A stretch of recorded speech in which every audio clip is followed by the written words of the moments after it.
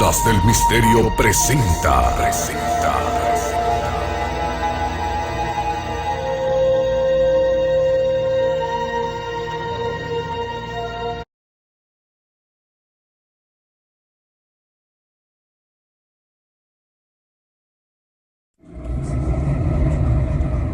Los huesos que aquí estamos, por los vuestros esperamos.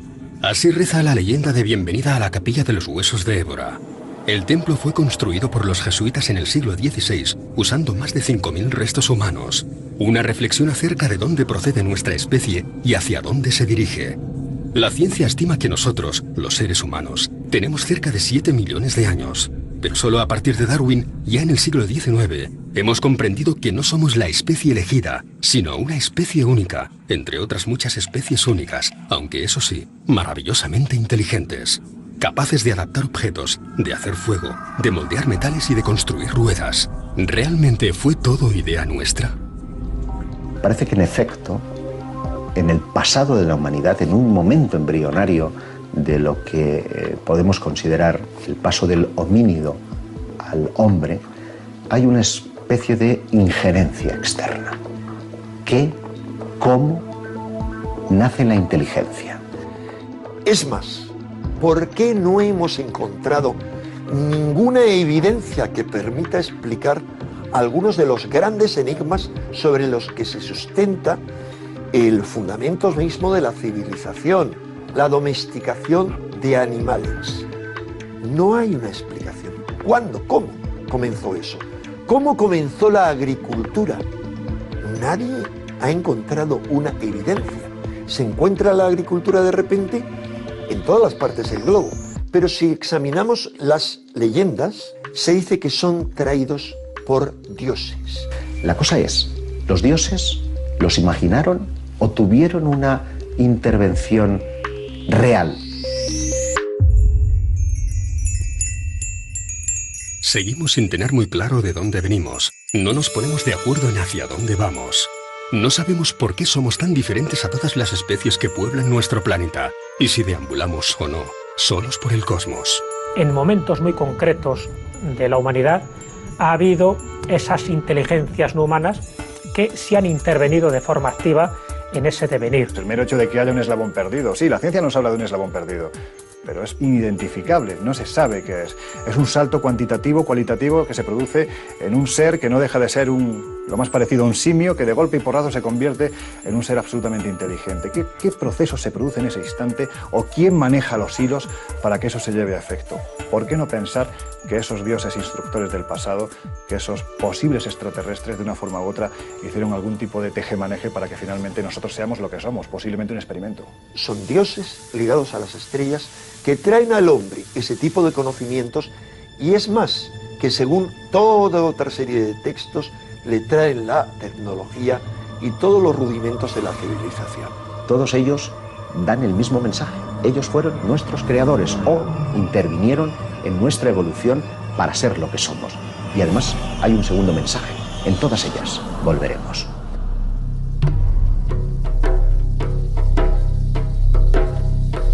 Desde el norte de Portugal y Galicia hasta el Levante peninsular, encontramos una de las manifestaciones artísticas más representativas de la Edad del Bronce, los petroglifos. Existe la posibilidad de que el hombre de la Edad del Bronce conociese el universo que nos rodea, miles de años antes de conocer el telescopio.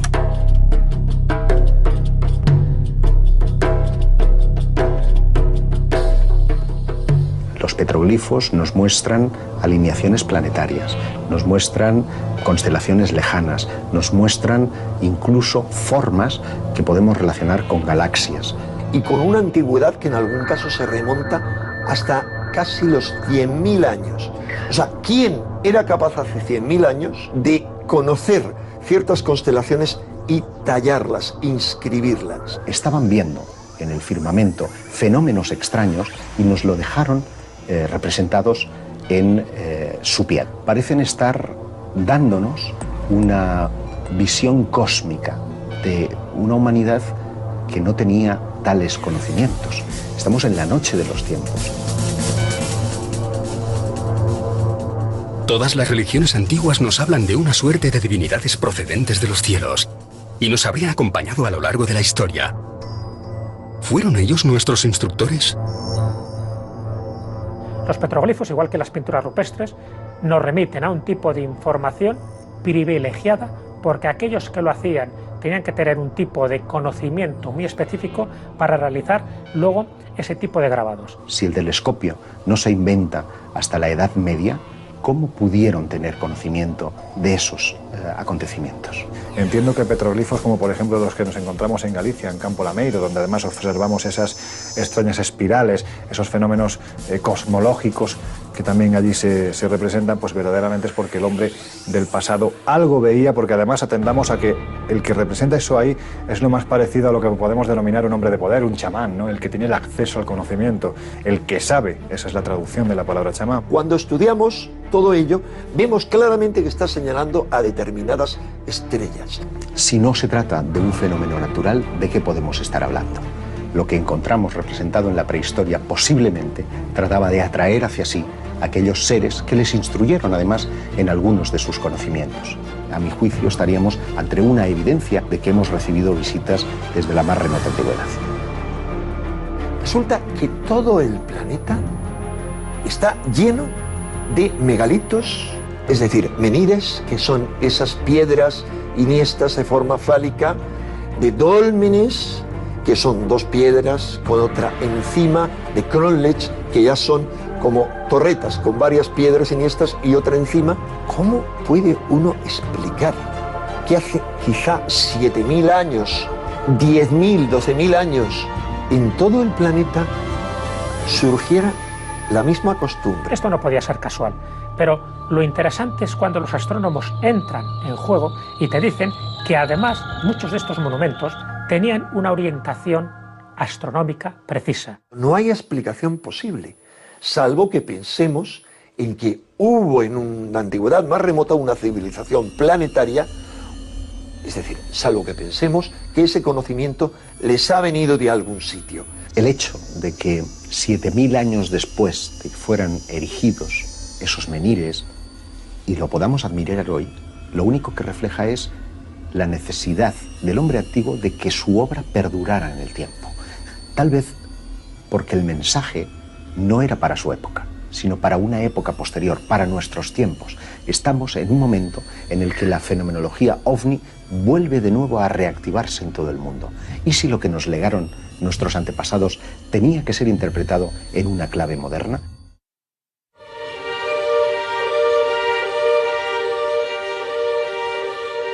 El fenómeno ovni está interaccionando con el ser humano desde que el hombre es hombre, o incluso pudo llegar a participar activamente en su creación. A día de hoy no se conoce el eslabón perdido entre el homínido y el hombre, y es posible que pudiese haber una intervención extraterrestre en la creación del ser humano. ¿Cómo nació la vida? Todavía no está claro. Los biólogos, los microbiólogos todavía no tienen demasiado claro cómo se generó la vida en la Tierra. Que viene a decir que, bueno, la vida se creó a partir de elementos inertes de forma aparentemente casual. El propio descubridor de la estructura del ADN, Francis Crick, fueron James Watson y Francis Crick, dos científicos, ambos siempre se mostraron muy sorprendidos por la complejidad de nuestro ADN, y el propio Francis Crick, Premio Nobel de Química por el descubrimiento de la estructura del ADN, el padre de la moderna genética, uno de los grandes hallazgos de la historia de la humanidad. Su teoría es bien clara: la vida solo pudo venir a bordo de una nave extraterrestre. Eso lo dice Francis Crick, el descubridor de la estructura del ADN. Él ha dicho que la única explicación para que el ADN, que no hay duda que ha llegado del espacio, hubiera llegado intacto, hubiera sido a bordo de una sonda extraterrestre que lo hubiera depositado aquí tras haberse generado la vida, según él, de una forma de evolución darwinista en cualquier otro planeta. Hay otros astrofísicos de gran nivel, me estoy acordando por ejemplo de Michael Behe, por ejemplo, un microbiólogo muy reconocido. Hay una serie de elementos microscópicos que son máquinas genéticas, es decir, que son máquinas con su motor, con su rotor, con sus anillos rotatorios. Desde el punto de vista de Michael Behe y otros muchos microbiólogos, son máquinas ensambladas por algún tipo de inteligencia. Desde su punto de vista no se han podido ensamblar por sí solas porque cada una de sus partes no tiene una función predeterminada, por lo tanto no han podido evolucionar según la teoría de la selección natural. La única posibilidad es que exista algún tipo de inteligencia que en un pasado remoto haya ensamblado esas, lo que ellos llaman máquinas moleculares. Bueno, yo me pregunto, quizás sí hemos localizado esa inteligencia o esa inteligencia está interactuando con nosotros de algún modo, ¿no? Y si el fenómeno ovni tiene mucho que ver con esa inteligencia que ha sido la responsable de crear la vida en la Tierra, es una pregunta. Objeto volador no identificado. Es así como llamamos a esos inexplicables artefactos que surcan los cielos. Muchos testigos no solo afirman haberlos tenido cerca, sino que además aseguran haber visto a los que serían sus tripulantes. Si tuviéramos que establecer por parte de la ufología más científica una élite, un podium, ¿no?, de testigos, sin lugar a dudas los pilotos serían los que estarían en primer lugar. No estamos hablando de 10 ni de 100, estamos hablando de miles de testimonios de los que esos pilotos, que son quienes más saben de lo que hay en el aire, referencian haberse enfrentado a algo extraño, algo que para ellos, desde su modesto conocimiento, que por supuesto que es mucho, no tenía explicación. A pesar de ser muchas, las ocasiones en que el fenómeno ovni se ha cruzado en el camino de pilotos y radares, este sigue siendo el mayor tabú dentro del mundo de la aviación. 1957. Se ve involucrado el entonces capitán Lemos Ferreira, que más tarde llega a ser general y después jefe de Estado Mayor de la Fuerza Aérea. Estamos hablando de un caso en el que él estaría en un vuelo de entrenamiento nocturno con 3 sargentos más. Vuela cerca de los 25.000 pies, todo va bien. De repente surge un punto de luz amarillo frente a ellos, pero que no logran estimar ni su tamaño ni la distancia a la que se encuentra. Y nada más encender el radar, aparece una bola luminosa que se pone claramente a jugar con el avión. Se aproxima, huye, para aquí, para allá. El panel de control totalmente iluminado. Poco después, el objeto cambió de tamaño. Pasó de ser una bola pequeña amarilla a una bola anaranjada más grande. Y más tarde se convirtió en algo así como un dedo. Un dedo curvado, o una salchicha del color del hierro fundido. Los pilotos estaban atónitos. ¿Qué está pasando? ¿Qué ocurre? De dentro de aquella especie de dedo curvado salieron 4 esferas más que empezaron a circundar al objeto. Y en un determinado momento, todo aquello parece coger carrerilla y se lanza contra los aviones. La Fuerza Aérea emite un comunicado otorgando credibilidad a los pilotos, ya que son pilotos con muchas horas de vuelo. Los movimientos de aquellos supuestos, ¿cómo se llaman?, no identificados, ovnis, son movimientos que no corresponden de ninguna manera a un instrumento de vuelo que nosotros conozcamos.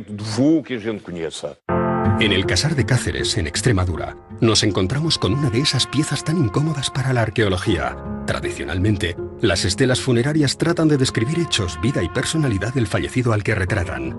Pero esta estela del siglo II, conocida como el astronauta del Casar, ¿a quién trataba de describir? Es una figura inquietante porque no tiene explicación alguna, una cabeza abombada, unos ojos achinados, orientales, sonrientes, con unas botas gruesas, muy llamativas, muy parecidas a las de los cosmonautas, con una especie de escafandra, cuello largo, los hombros levantados, alzados, y la leyenda que aparece en el cuerpo es totalmente indescifrable. A pesar de ser caracteres latinos, el texto no ha podido ser traducido. Solo la palabra Ilucia, en el tercer renglón, parece tener sentido, pero curiosamente se estaría refiriendo a Lug, dios celtíbero de la luz. Hay un caso con el entonces teniente Julio Guerra. Estaba cerca de los 6.000 pies, volando en un Sigma, y parece avistar una cosa brillante, como un reflejo del sol, sobre el panel de control de un avión. El objeto de repente asciende hasta su altura y se queda ahí mismo, frente a su avión. Perplejo, le dice a la torre de control que tiene enfrente un objeto que no conoce, una especie de bola de mercurio, que no tiene alas, que no tiene sistema de propulsión aparente y que no entiende cómo logró hacer una elevación, desde casi el suelo hasta los 6.000 pies, en unos segundos. La bola, sin desviarse, va a su encuentro. Hace una pirueta. Pasa por encima de su avión y se marcha. Julio Guerra habla de una esfera de mercurio plateada, que tenía dos partes. Plateada en la parte superior y rojiza en la de abajo, que tendría un ecuador con varias lucecitas parpadeando. Hay casos más espectaculares, ¿no? El caso protagonizado por Juan Ignacio Lorenzo Torres en los años 60, un piloto de Iberia que se encuentra frente a un objeto que se posiciona a escasos metros de la carlinga del avión y con el que llega a entablar algún tipo de comunicación. Me dijo el segundo, lo tengo a la vista, está ahí, está ahí. Y cuando miramos hacia afuera vimos una luz impresionante, que era como un balón con dos luces laterales que venía a rumbo de colisión.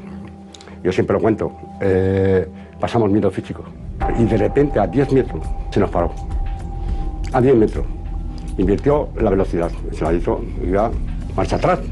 El avión de pasajeros que comandaba Juan Ignacio pasó más de 10 minutos frente a aquel objeto. Tras intentar comunicarse por radio en distintos idiomas y no obteniendo respuesta, piloto y tripulante parecen ponerse de acuerdo y llegan a establecer un diálogo. Fue cuando yo establecí un código muy sencillo. Entonces encendí las luces de mi avión, las enciendo y las apago. Esto significa sí. Ahora lo voy a hacer 2 veces. Las apago, las enciendo 2 veces y significa no. Juan Ignacio describe aquel objeto como un ojo cubierto de venas grisáceas con 2 luces laterales más pequeñas. Estas cambiaban de color y tamaño, respondiendo al código previamente establecido. Es que aquello parece que quería mostrarse ante ellos e incluso jugaba con ellos y es más, quería hacer una demostración de fuerza, ¿no? Diciendo, bueno, mi tecnología está muy por delante de la tuya y puedo hacer contigo absolutamente lo que quiero. Si no son humanos, ¿quién tripula estos artefactos? ¿Realmente proceden de otros planetas?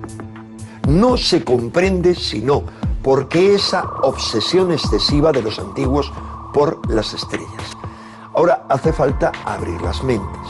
¿Son estas representaciones las mismas a las que hoy llamamos ovni? De ser así, nuestros antepasados no solamente observaron los mismos fenómenos aéreos que describe la ufología actual, sino que también habrían inmortalizado en sus pinturas a sus tripulantes.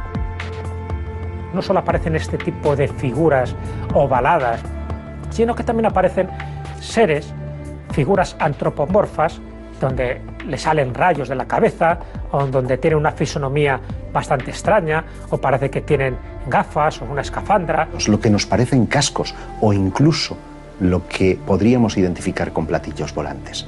Circunstancias que no deberían de estar ahí, porque no tienen explicación. Porque estás viendo no solo representación de seres que no se corresponden para nada con los clanes tribales que habitaban en aquel entonces, que aparentemente son sus dioses, que aparentemente someten a los pueblos, que aparentemente los maltratan, incluso se realizan sacrificios para, en fin, saciar la sed de sangre de estos dioses que siempre vienen de las estrellas. Esto es lo que nos dicen los mitos. Del mismo modo que pintaban un bisonte porque querían cazar un bisonte, a lo mejor estaban pintando lo que nos parece un platillo volante para atraer a sus dioses. Parece ser que el hombre ya veía algo y lo quería imitar. Pues es posible que nos encontremos ante esta posibilidad. Algo ocurrió hace 40.000 años que está muy relacionado con un despertar espiritual, que está muy relacionado con un despertar evolutivo. Si atendemos a lo que ahí hay representado, que nada o casi nada tiene que ver con lo humano, más bien con lo divino de aquel tiempo, la pregunta es lógica, ¿no? ¿Qué es lo que vio el hombre de ese tiempo para representarlo con tanto detalle? Pues es algo que hoy en día la ciencia y la historia es incapaz de explicarnos. Pero ahí está. Cada vez son más los investigadores del fenómeno ovni que ven indicios de una presencia extraterrestre que habría acompañado al ser humano desde su nacimiento como especie. Cada vez toman más fuerza las teorías que hablan de una suerte de divinidades que no solo nos visitan hoy en día, sino que nos habrían tutelado, instruido o incluso creado hace miles de años.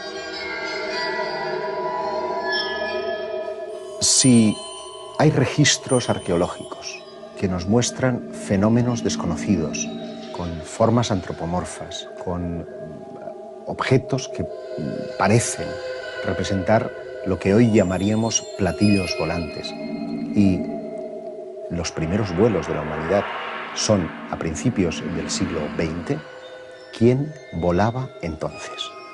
Que es la actividad de los antiguos astronautas, de gente que pudo llegar a este planeta y que instruyó a nuestros antepasados, sobre todo en ciertas zonas geográficas, sobre determinadas claves o determinados conocimientos para que dieran ese salto evolutivo y tuvieran la capacidad de hacer construcciones increíbles o sencillamente de tener una cosmovisión totalmente distinta. En el pasado se les llamaba dioses maestros, era gente que venía siempre de arriba, de los cielos, a los que se quería y se temía a partes iguales. Si atendemos a lo que nos encontramos en ese pasado a nivel constructivo, arquitectónico, de conocimiento astronómico, pues da la sensación de que esa gente no venía con ello aprendido, sino que alguien les instruyó. En mi opinión, empiezan a visitarnos desde que el hombre es hombre. Eventuales contactos, que el Homo sapiens sapiens, o si queremos el aún no sapiens sapiens, tuvo con eventuales inteligencias que pasaron por aquí.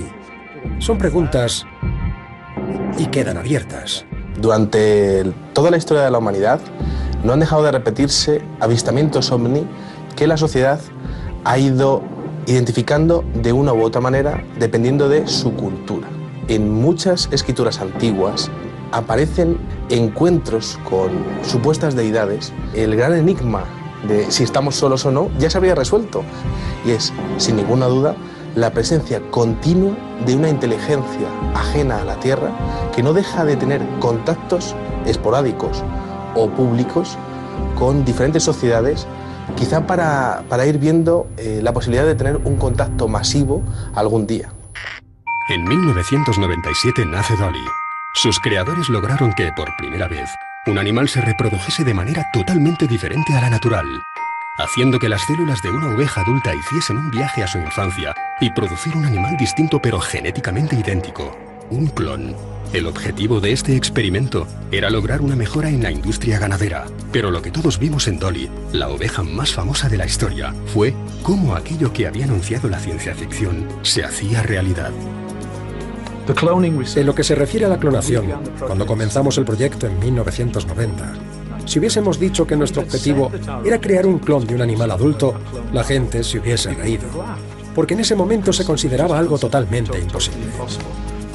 La electricidad, los viajes submarinos, el rayo láser o las naves espaciales eran, hasta hace poco, creaciones imposibles de la ciencia ficción. Pero el ser humano tiene la maravillosa capacidad de hacer realidad todo aquello que intuye que pueda serlo. Y cada vez son más los que intuyen que la prueba definitiva de que hay vida inteligente fuera de nuestro planeta no tardará en llegar. Somos muy diferentes, demasiado diferentes al resto de especies que pueblan nuestro planeta. ¿Pudo ser esta la causa de que alguien venido de otro lugar se fijara en nosotros? La arqueología nos deslumbra con nuevos y cada vez más intrigantes descubrimientos. ¿Cuándo descubrimos el telescopio? ¿Quién nos enseñó a hacer fuego? Aquello que el hombre pintó en sus cavernas, ¿es lo mismo con lo que los pilotos afirman haberse topado en nuestros días? ¿Existe la posibilidad de que alguien o algo nos esté visitando? ¿O ellos ya estaban aquí?